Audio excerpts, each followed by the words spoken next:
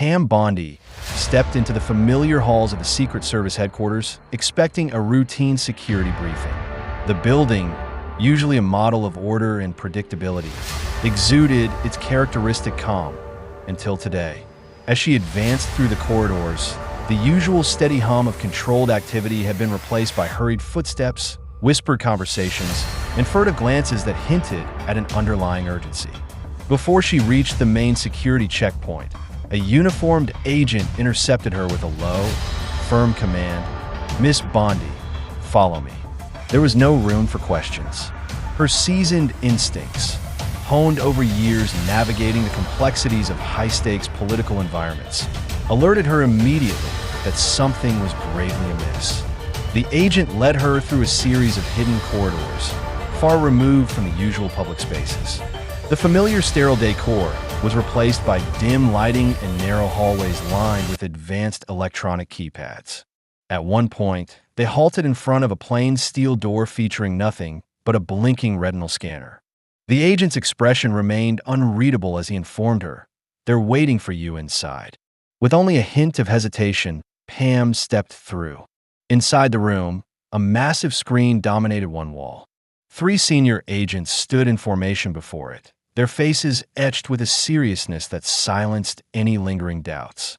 Among them, Deputy Director Mark Ellis offered her a curt nod before closing the door behind them.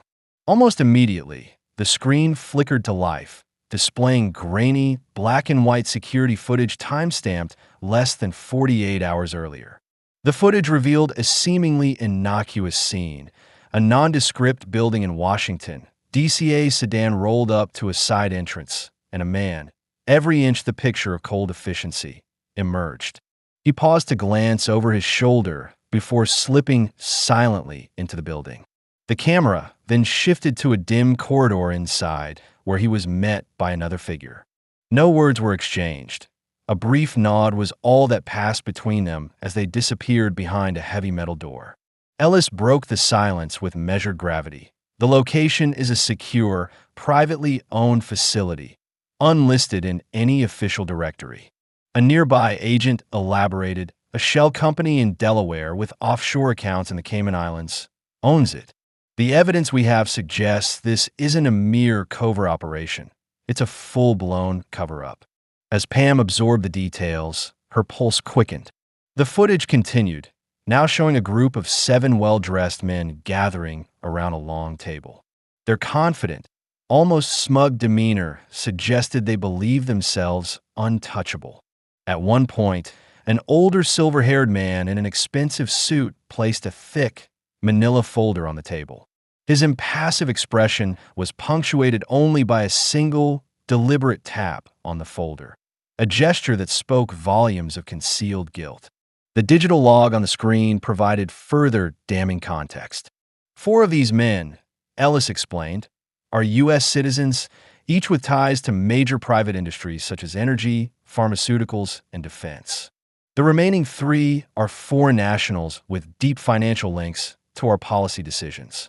The room's atmosphere grew tense as Pam questioned, "Who else is involved?" Ellis's gaze darkened. "We've been tracking this for the past 6 months. The footage shows that the man in the sedan has been here on 8 separate occasions, always at night, always switching vehicles. There's no security detail with him. And now, we believe someone in the administration is aware of these events. That's why you're here." Before she could press further, Pam's phone buzzed. A text message appeared on the screen. "Be careful who you trust." In that moment, the pieces began to fall into place. Every step she'd taken had been anticipated. The leak, the explosive footage and detailed digital logs, had been orchestrated with her involvement in mind. It wasn't simply an act of exposure. It was a carefully laid trap. Ellis continued in a lowered tone, "They want you to carry this message to the public because you have the credibility to expose the corruption." His words, though intended to empower, only deepened the weight of the responsibility that now rested on Pam's shoulders. Almost immediately, another crisis emerged. A sudden buzzing sound signaled that their system had been compromised. Dawson, another agent on the team, worked frantically at the console as live digital logs filled the screen, surveillance records, phone data, email metadata, and even snippets of personal communications. Amid the chaos, Pam saw her own name, home address, and email logged with unsettling precision. "They've been watching me," she murmured, horror mixing with determination. With no time to lose, Ellis grabbed a flash drive from his pocket. "Everything we have is on here. We must extract it before they reach us." Dawson's fingers flew over the keyboard, and within moments, they had gathered emails, financial records, surveillance footage, and the metadata that confirmed the extent of the covert operation. This flash drive, a simple yet potent vessel of truth, could dismantle a network of corruption that reached into the highest echelons of power. The urgency of their situation spurred immediate action. "There's a secondary stairwell leading to the parking garage," Pam was instructed. Without pausing to collect her thoughts, the team raced down the narrow, echoing stairwell. The distant sound of footsteps and urgent voices reminded them that time was slipping away. Outside, a dark, unmarked car waited in the shadows. The plan was simple: extract the evidence and vanish before the hostile forces could close in. However, as soon as they reached the exit ramp, chaos erupted. Gunfire shattered the stillness. Bullets clattered against the car's metal body, while armed men stormed the lot with military precision. In the ensuing pandemonium, Pam clutched the flash drive as if it were a lifeline, her heart pounding with the realization that the fate of countless lives now hinged on the truth it contained. A high-speed chase ensued through the shadowed streets of the city. The darkness was punctuated by the flashing lights of pursuing vehicles, and every turn was a battle for survival. Pam's resolve only strengthened as she navigated the maze of alleys and side streets. Every second brought her closer to an uncertain future, yet the burden of exposing the corruption and the lives that depended on it pushed her onward. Hours later, after evading the relentless pursuit, Pam and her team found temporary sanctuary in a nondescript safe house.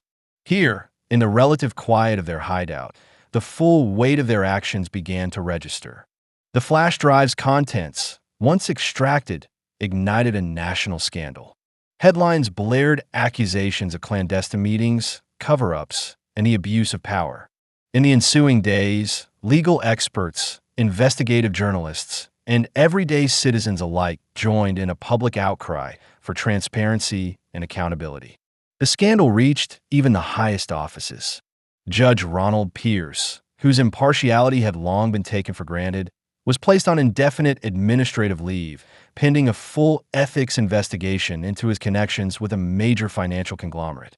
It soon became clear that the leaked evidence was only the tip of an immense iceberg, a network of corruption that spanned private security, covert government operations, and international financial interests.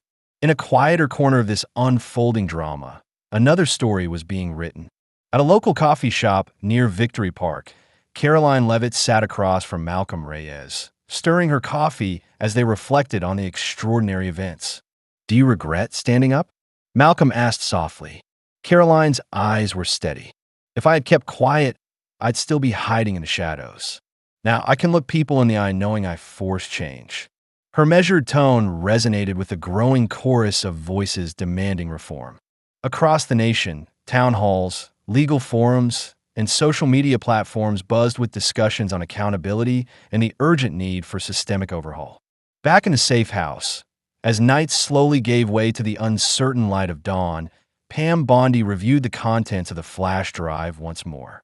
The evidence was irrefutable, a damning dossier that revealed not only the intricacies of the covert operation, but also the stark reality that corruption had infiltrated every level of power.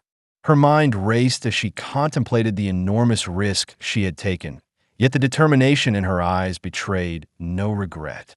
"I'm not backing down," she whispered, her voice resolute.